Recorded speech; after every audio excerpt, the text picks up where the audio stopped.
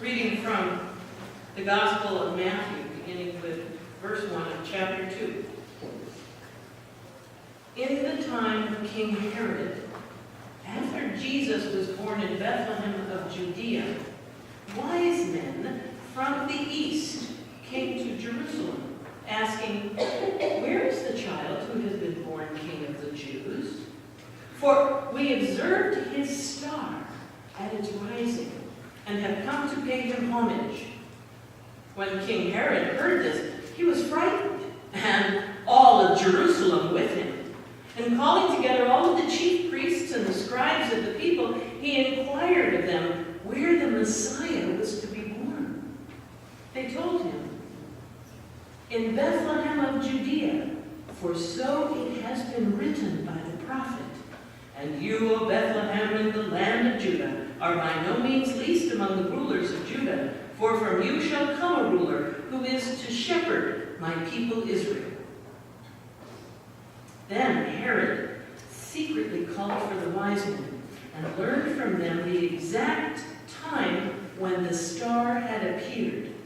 Then he sent them to Bethlehem, saying, "Go and search diligently for the child.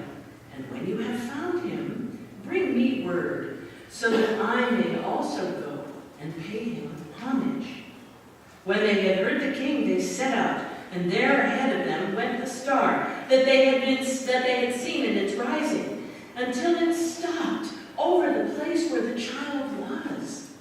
When they saw that the star had stopped, they were overwhelmed with joy. And on entering the house, they saw the child with Mary his mother, and they knelt down and they paid him homage. And then opening their treasure chests, they offered him gifts of gold, frankincense, and myrrh. And having been warned in a dream not to return to Herod, they left for their own country by another road. And thus ends the reading of the word. Thanks be to God. I always think that story has to be read with a little intrigue.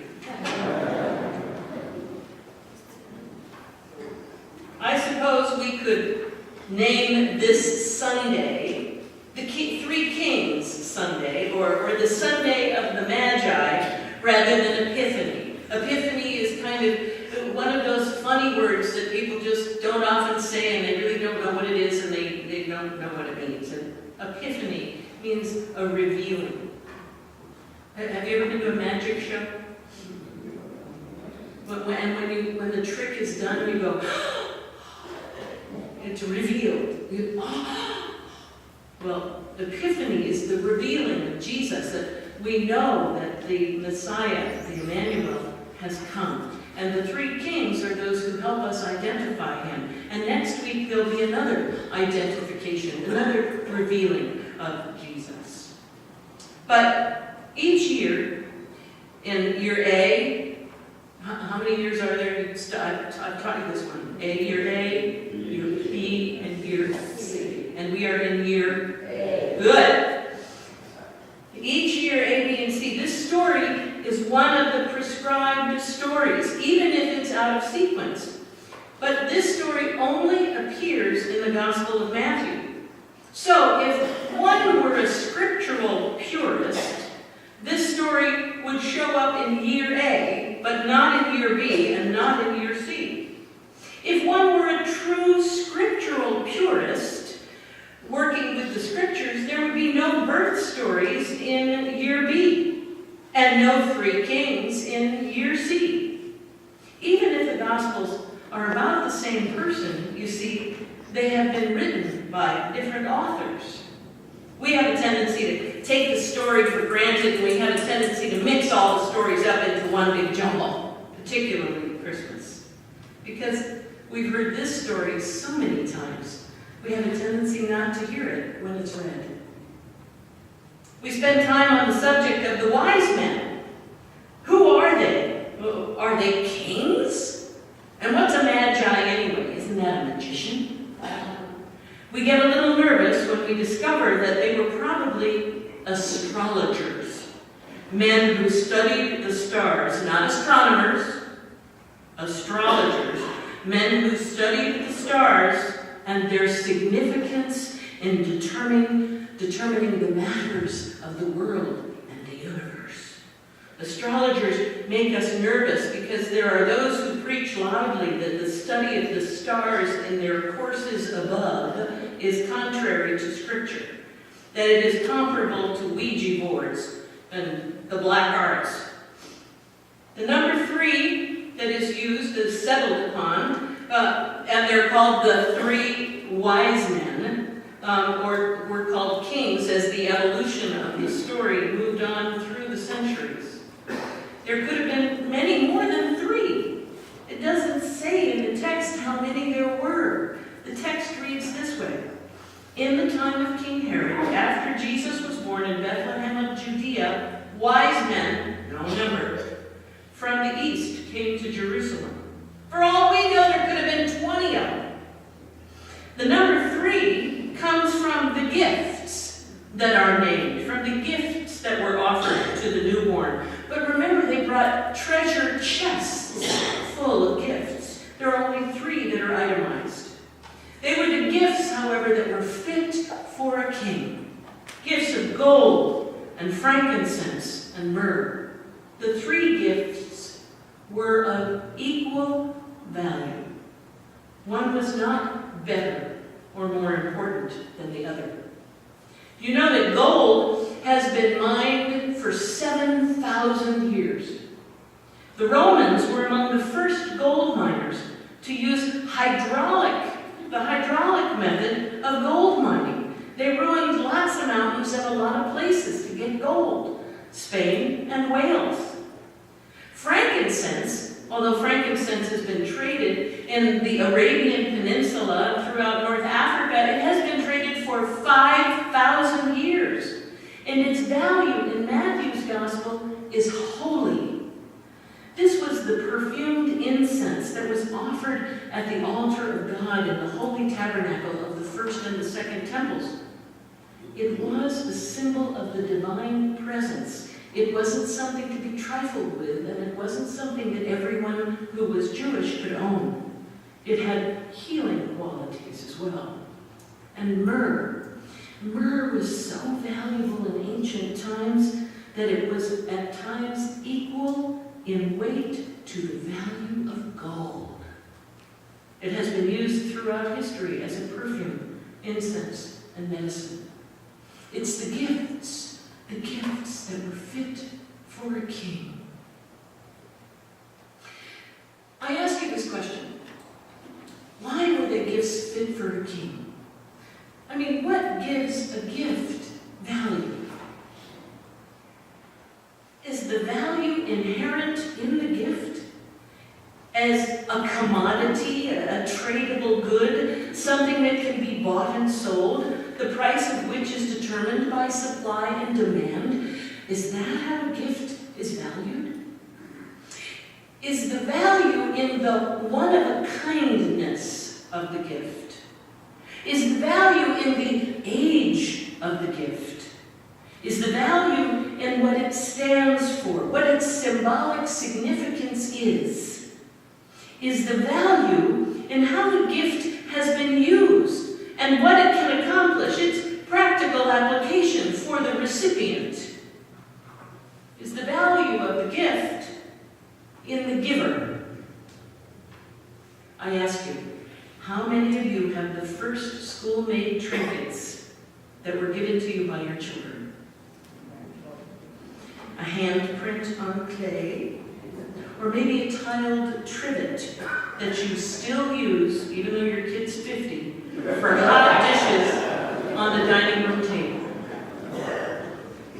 The gift isn't something that Antiques Roadshow will ever declare is worth a fortune, but its value can never be counted in dollars.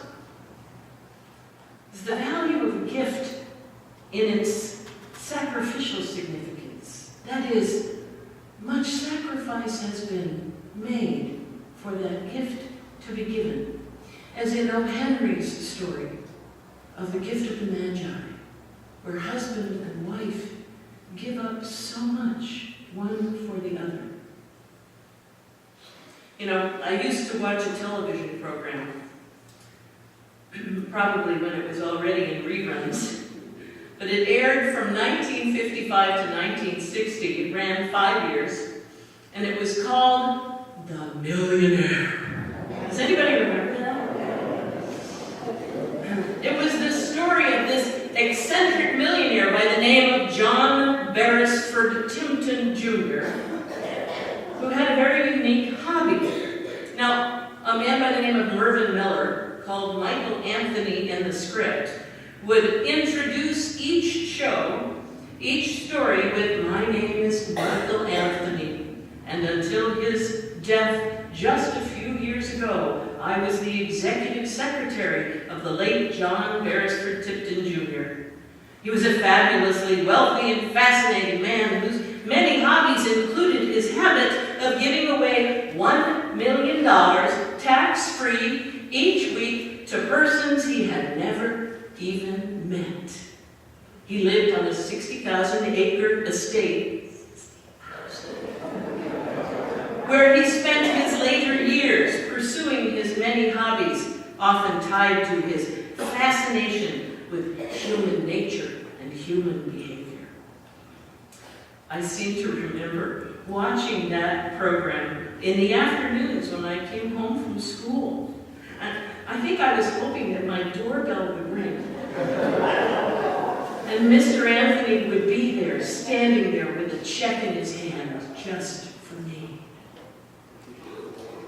Since the giver in those stories was to remain secret, the value wasn't in the giver. The value of the gift would be in the hands of the recipient.